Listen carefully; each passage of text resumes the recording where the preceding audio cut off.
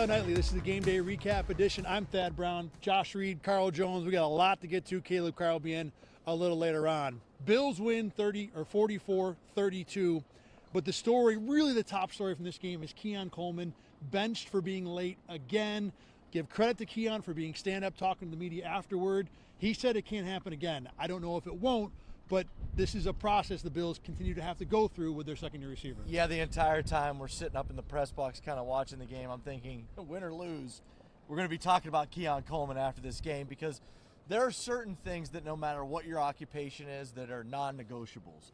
Being late for meetings is one of those. You have to show up on time. In fact, you know this, and you could probably speak to it even more. When you reach this level, you don't show up on time. On time is an hour early. You show up an hour and a half early. You have to be here. Look, the play on the field, he's struggled. But that's stuff that he can control. You got to be on time for meetings. It was one of those things when you hear that it's a multiple time offense. That cannot happen. Honestly, this stuff is more concerning to me than his play on the field, because there's ways where you can rationalize why he's not in the right place on the field. But this is the stuff, some people have said it's about being a professional. You learn this in grade school about being on time. You don't need to turn 18 to know what time you got to show up to a meeting. So not good to see it all. Hopefully, like he said earlier, that he fixes this, because the Bills want to make do on that draft pick. He needs to at least show up on time to a team meeting. Deion Dawkins said later that being on time is hard. And I questioned him. I said, look, people at home have jobs. They got to be on time. Why do you say that's hard? He's like, everyone will have mistakes from time to time. He's like, everybody who has a job, sometimes you show up late. And I think the point that Deion's trying to make is there have been issues. They need to be worked through. The team seemed to make it clear today that whatever leeway Keon has or gained when he was drafted, it's all gone. But to your point, and this is why I questioned Deion about it, being on time is something you can control. You can't control if Josh Allen's going to throw you the ball. You can't control what coverage the other team is in. This is the stuff that Keon's got to handle, because what you were talking about before the game, Brandon Beane said earlier that they need Keon if they want to get where they want to get. Now, we're going to cut that conversation short a little bit, because it didn't seem like they needed Keon today to get where they wanted to get. 44 points today, Josh Allen, 300 yards. This offense was amazing. They were clicking. 6 touchdowns for Josh Allen, and I think he'd be the first to say he didn't play that great. It was an up and down. It was a roller coaster ride. He had some turnovers in there, some kind of, what were you thinking on that throw? But at the end of the day, his off day is 6 touchdowns, and they score over 40 points. And finally, it looked like that the receivers were getting involved. Tyrell Shavers, man, what a great storyline he is. He had 80 yards on the season coming into the game, 4 catches, 90 yards. He had the big touchdown in this one as well. I remember Aaron Rodgers said a few years back, my worst year is career years for everyone else. That's kind of how it felt for Josh Allen today, a day where, he had a couple boneheaded decisions, some passes that looked like they went into the third row of the stands, and yet he still finished with 6 touchdowns, 42 fantasy points. Shout out to you, Josh Allen, for giving me the win this week. But nonetheless, though, it's funny that this is a game where you can say this may be the worst 6 touchdown performance I've ever seen, and they put up 44 points. So huge performance by Josh. I spent a little time making sure I wasn't playing against Josh in any fantasy games today, and he made it look easy too. There wasn't a lot of stress. There wasn't a lot of crazy across his body throws. It was just making the right play, using his legs a little bit. And the third point I want to make about this game with you guys is, well, first of all, there were so many other pieces that were involved in this. This was, you want to talk about everybody eats? This was everybody eats in the most glorious form you can possibly imagine. Now the question is, can this be repeatable? Is this a turning of the corner, or are we going to look back at this as just one nice game? It's a good question. I'm sitting here listening to your kind of setup here, and I'm going, how do I work Baker Mayfield into this? Because let's face it, sometimes Josh Allen needs that alpha guy on the other sideline to really push him. We see some of his best games are against who else? Patrick Mahomes, right? Yeah. And Baker's that guy. He is just, watching those two go back and forth this entire game, it was fun. Sean McDermott was asked about it after the game and said, my heart just keeps going like this. And he goes, sometimes I wonder, what am I doing with my life? That I'm just sitting here and I'm going through this every week. But man, what a fun game to watch. Is it repeatable? That's the question, though. What should be repeatable is getting the ball to Ty Johnson, because good things happen when they involve him in the pass game, and we saw it again today. I think that's the point I wanted to make. I think getting the running backs involved is repeatable. That play where you get James Cook out of the backfield for a touchdown, you can do that again. The Ty Johnson play, that doesn't take a grand scheme to do that. Just spit it out to him in the flat and let him cook. Tyrell Shavers getting 90 yards. Gabe Davis, I don't know how much he ended up with, but him having a good day as well.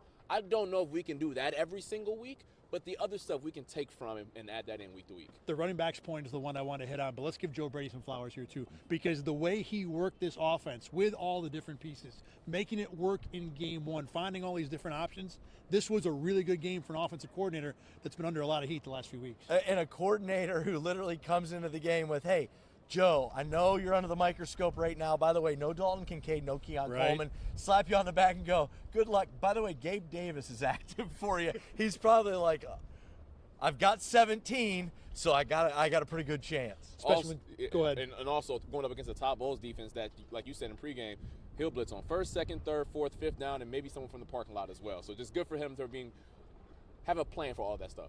Nothing about it was easy. Give the Bills credit. This was a heck of a win in a game where they didn't run the ball. They turned it over 3 times, gave up 30 yards or 30 points. They still won by 2 touchdowns. For Carl and Josh, I'm Thad. Let's send it back to you. We'll have more right after this break.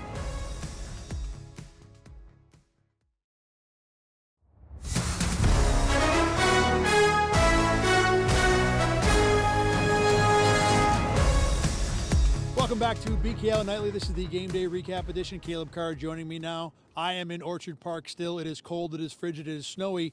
But Caleb, despite that, this was a really fun game. And I think not a surprise either. Kind of lived up to the hype. Josh Allen, Baker Mayfield, both gunslingers, both able to do different things, run and pass and be very dangerous both ways. I mean, this was a game where there were 10 points scored in the final 30 seconds of the first half. This was really cool.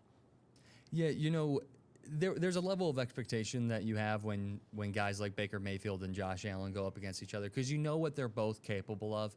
And it's just, I think the question going into this game was, are we going to get that? Are we going to get that version of Josh Allen? I think we all expected to get that version of Baker Mayfield with how he's been playing lately. But we haven't really seen this version of Josh Allen in a minute. And it was nice to kind of see him out there. It looked like he was having fun. He was getting a lot of guys involved. The run game wasn't popping like it usually does, but I think Allen made up for it by just being Josh Allen.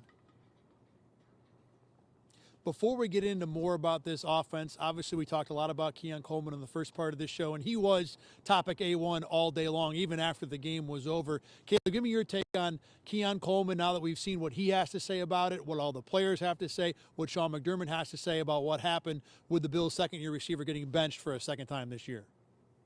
I mean, at this point in time, I have no real reason to believe that it's going to get better because he said the same thing, which he said what he needed to say when you guys talked to him after the game, and that was, I need to be better. I need to hold myself more accountable. I need to work harder. This is my mistake, and mistakes happen, and I need to be better. But we heard that same thing earlier in the year when he was benched in the first quarter. So I have no real reason. And then you kind of see his attitude out there on the field. I think you tweeted out or X'd out, whatever we want to say. You sent out a social post of him kind of he was loose on the sidelines in pregame warmups. He was dancing a little bit. And I'm sorry, but as a Bills fan, that rubs me the wrong way because you're a young player who is supposed to be a star of this team. You were brought in to be that. Now you haven't yet, but you were brought in to be one of the stars of this team, and you're out for the whole game, a pretty big game. You're coming off a bad loss to Miami. You're at home against a good team. This was a big game for the Buffalo Bills, and he just didn't seem to care. And even post-game, I mean, I guess how much can you expect him to do? I understand that, but even post-game, he just didn't really, it was just like, yeah, I got to be better. I thought the offense, I don't know what this says, but I thought the offense played great even without him out there. But it's just the attitude that he has, and I get it, he's still young, but the attitude that he's brought forward with this, it doesn't make me confident that it's going to get better in the future, or at least anytime soon. I think it's a great take. I think it's a great take you got there. I think it's very fair. I think it's very reasonable. And I think it's understandable to be skeptical about whether or not Keon's going to get this figured out. He hasn't gotten it figured out to this point, and he's had 2 strikes, one would think, in terms of being benched twice already this season.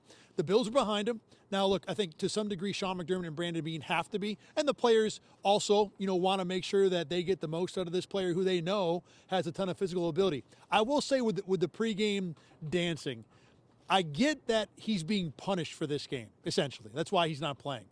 I don't think that means he has to walk around like a monk or like someone died for the whole game. I get the fan reaction that, what the heck are you doing? But he's getting ready with his teammates. His teammates are hyped. They're ready to go. They're fired up. I don't think there's anything wrong with Keon being the same way, even though I can understand why it might have rubbed some fans the wrong way. Afterward, I think you're right that Keon is only saying what he has to say, that there's nothing deep or thoughtful. He is at least standing up and taking responsibility. And keep that in mind, too. The way it works after a game, normally we only talk to players in the locker room. Guys sometimes will leave early, especially those guys who are not playing in the game. And not that they're off limits, but it's unusual for one of those players to stop for an interview in the hallway outside the locker room. But Keon did stop. He did answer all the questions. He was polite, he was reasonable, and he at least had answers. So I think those things he deserves credit for. Even if I'm with you, it's very reasonable to think that, yeah, good job talking about the thing you did wrong. How about you stop doing the thing you did wrong for once? Yeah, I get what you're saying. I do. And I give him credit for going out there and talking on it. But at this point, I think I need to see that you're sorry and that you're willing to work on it through action more than just through you standing there and saying, yeah, I got to work on it. The only thing he's done right so far is take responsibility for it after it's over. The process before has been wrong all the way through. All right, let's get off of Keon because there's a lot of good football to talk about in this game. And obviously it starts with the offense and Josh Allen and everything that happened with the passing game. But before we talk about Josh Allen, the thing that really stuck out to me is how much the running backs were involved in the passing game. You had the Ty Johnson catch and run touchdown. Now, look, that's basically a play where you're avoiding a blitz, and then it broke. Not that it can't happen, but it's not exactly like that play is the Joe Brady, when we need to score a 55-yard touchdown, this is what we're going to do. Regardless, it worked.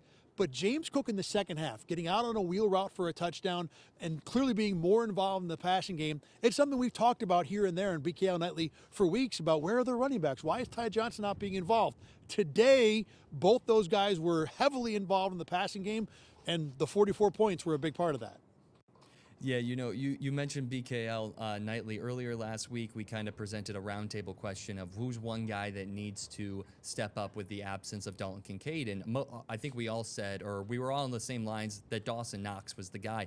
But I think after recording, I had made a comment about, I don't know, in the passing game, maybe James Cook. Maybe it's James Cook because teams are going to start trying to shut him down in the running game. And if you want to get your best player, your best offensive player, like with the ball in his hands, you might have to do it through the passing game. And that's exactly what Buffalo did in the second half. Like you said, they were shutting him down. I think on the game as a whole, he only ended with 48 yards for 16 carries, average of 3 yards a carry. So Tampa Bay came into this game, they were like, we are not going to let James Cook beat us on the ground. And they didn't. But he did beat him through the air a couple times. And I think that's it just shows me that this offense can do something a little bit outside of structure than what they're used to, because we haven't seen them go to the passing game much. And they even hit Ty Johnson a couple times. Now, obviously, that screen pass for a touchdown was more Ty Johnson with the ball in his hands than it was him really having a route. It was just a screen pass, so it's not really like he's out there running a route. But that route by James Cook for the touchdown, like you said, I thought that was great. He beat the defender. Allen found him. It was perfect. I mean, if Buffalo can start doing more things like that, James Cook can become even more dangerous than he already is. Give Joe Brady, too. We talked about this in the first segment of the show, but Joe Brady had a really good game, and he spread the ball around nicely. He got those running backs back involved. Where that James Cook wheel route, the Bills have run it a couple times, but certainly have not had the success on it they had a couple times last year. So, this is a game where Joe Brady deserves some credit, too. And Joe Brady made use of some receivers the Bills haven't had in the lineup a lot this year. We talked a little bit in the first part of the show about some of the different guys. Gabe Davis, had a couple of important catches, a fourth down conversion on the first drive of the game. But Terrell Shavers was the story in terms of the underrated, under-talked about receivers. 4 catches, 90 yards, the touchdown. He was impactful, and he was certainly impactful in a way where he wasn't probably the primary read on any of his catches. Being able to stay in the play, work hard, and be ready when Josh Allen looks to you is something Shavers has done a few times over the last few weeks, and today it paid big dividends for this offense. Yeah, I want to quickly touch on the first guy you mentioned, Gabe Davis. Obviously nothing crazy. 3 catches for 40 yards. You said he had that 4th down catch early in the game. He didn't make like a huge impact, but to me, when I was watching him, he just looked comfortable out there. He looked ready to be out there. He looked like he was in a flow in the offense, although he wasn't like getting, I think he had 4 targets, so he wasn't really all over the place, but he looked comfortable, which is something that we haven't really been able to say for some of the other wide receivers in the room so far this year. But for Terrell Shavers, man, I absolutely loved everything that I saw from him, both in the passing game. He had a big block on the Ty Johnson screen touchdown, I believe it was that play. They had a big block on the sideline. So he looked really great out there. I mean, we talked a lot about him in the preseason during training camp and how he looked good and he was making plays, and he was making plays with the ball, without the ball. And we just haven't seen him kind of integrated into this offense too much this year. And I think this game was kind of his way of saying, listen, you're giving me the opportunity right now, and I'm showing you that I can do it. Give me some more opportunities. I think Josh Allen said in the press conference postgame, can't remember what he said word for word, but something along the lines of, if you keep showing up, we're going to keep putting you out there. And I think he should definitely become a part of this offense, because we haven't really seen much in the passing game. Keon Coleman, Khalil Shakir, or even Dalton Kincaid to an extent, Joshua Palmer, Curtis Samuel, like we haven't really seen any of those guys really break big, and he seemed like if he can keep this at least somewhat consistency, he could be a big part of this passing game in the future. We're going to talk a little bit more a little later on in the show here about how much these guys can be involved going forward. But right now I want to take it over to the defensive side of the ball. And there wasn't a whole lot good. Look, the Bills gave up 32 points. But Cole Bishop just keeps making plays. Great interception in this game that got the Bucs off the field in the second half. Broke up the 2-point conversion, too, which, I mean, it didn't end up mattering in the end, but it easily could have. This is a guy that week after week is just getting more confident. And Micah Hyde said it. He said, look, confidence is a hell of a drug. Well, right now, Cole Bishop is doing the best stuff there is, because that guy has got to feel about as good as you can feel for a second-year player that a month and a half ago, no one really thought he could play the position in the NFL as a starter. And right now, Caleb, he's becoming one of the stars in this league. Yeah, Cole Bishop, these past 3 weeks, I believe it is, has looked like the best Buffalo Bills safety that I've seen play for this team since prime Micah Hyde and Jordan Poyer. He's looking like, and obviously it's only 3 games. I don't want to get too ahead of myself, but he's really reminding me of the good old days of Buffalo Bills safeties back there. And now obviously part of that is because he has Jordan Poyer next to him. That's kind of teaching him the ropes and kind of showing him how everything goes. And I really think that the presence of Jordan Poyer is just helping Cole Bishop go through the roof. But he just looks confident. He looks comfortable. Like I said, but Gabe Davis he just looks comfortable, and he looks like he knows what he's doing. He's attacking the ball. Earlier in the year, there was a little bit of hesitation from him. There were times where he would let up a big play because it was like, he's like, I don't know if I want to go, if I need to drop back. He wasn't sure what to do on a few defensive plays. But now it's just like he gets it and he just goes. And 90% of the time, it's the right play. And since he's going right away, he's making the play. And he looks absolutely great out there.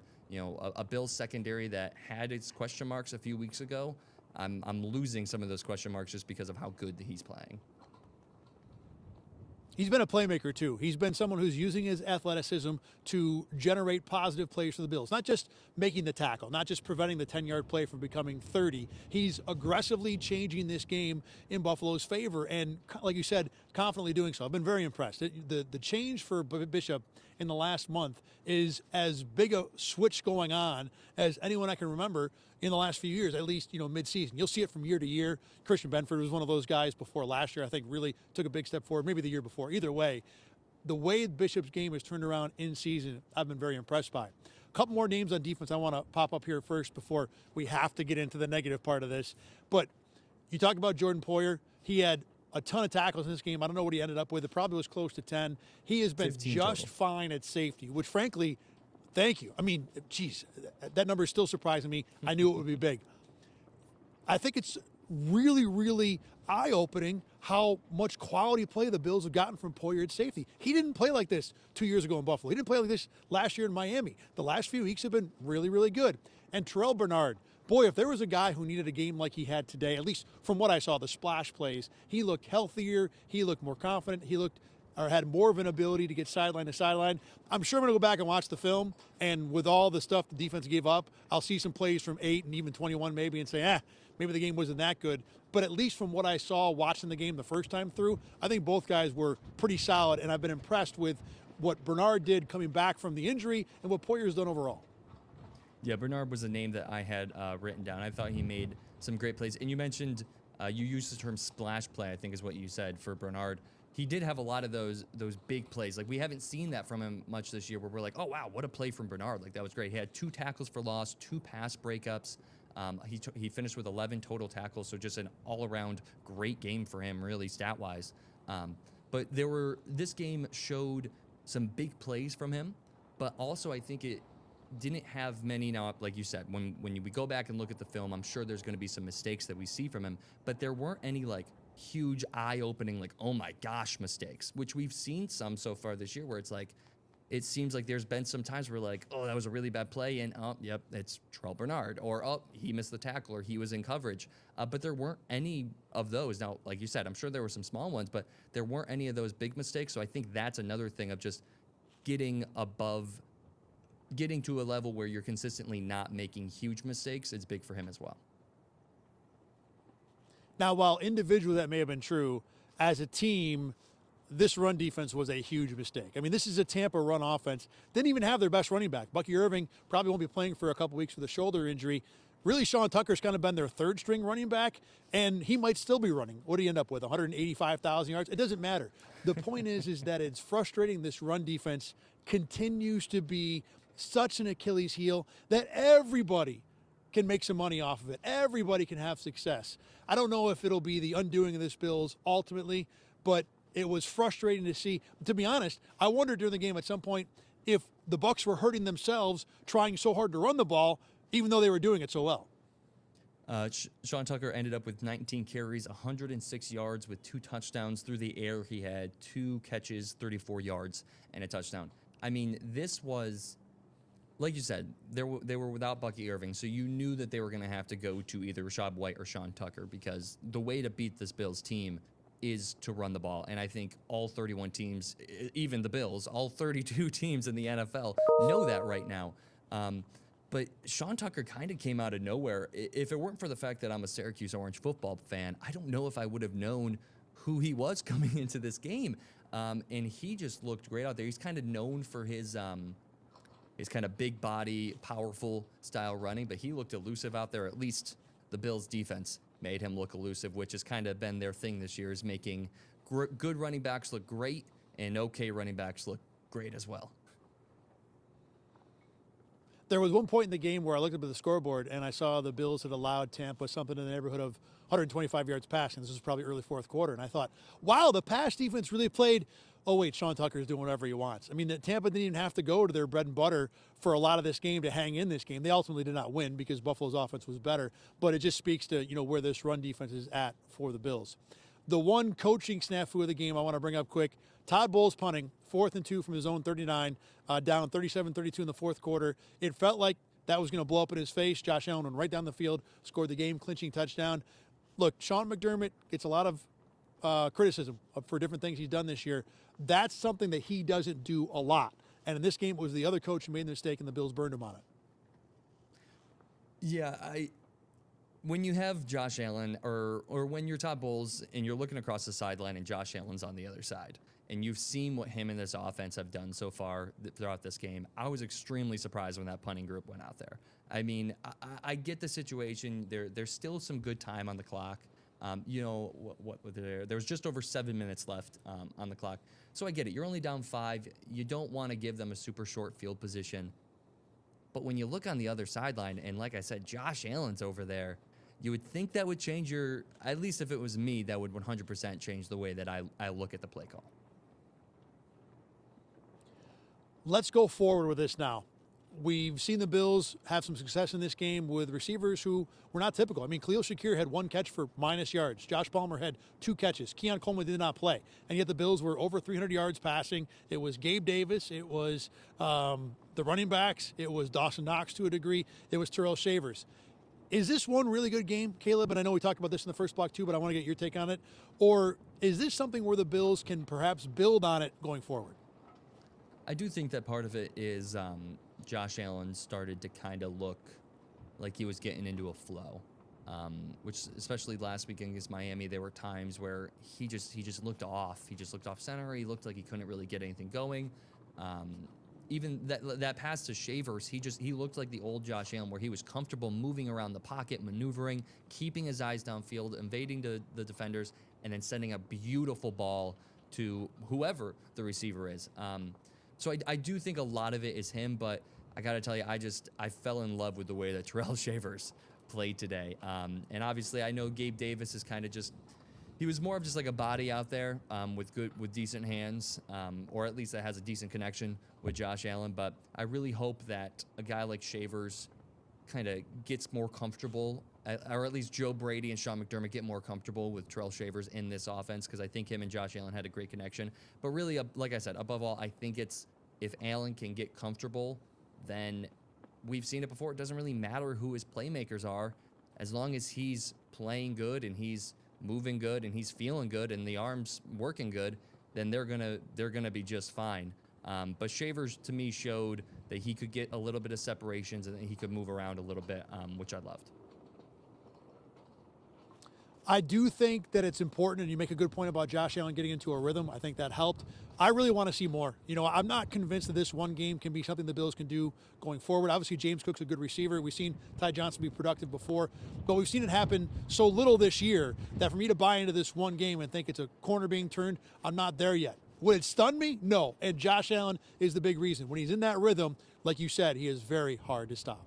That's going to do it for this edition of BKL Nightly. For Caleb Carr, Josh Reed, and Carl Jones, I'm Thad Brown. Remember, you can always find these shows on YouTube, Spotify, and Apple Podcasts. Bills in Houston on a Thursday night. We'll talk to you again during the week.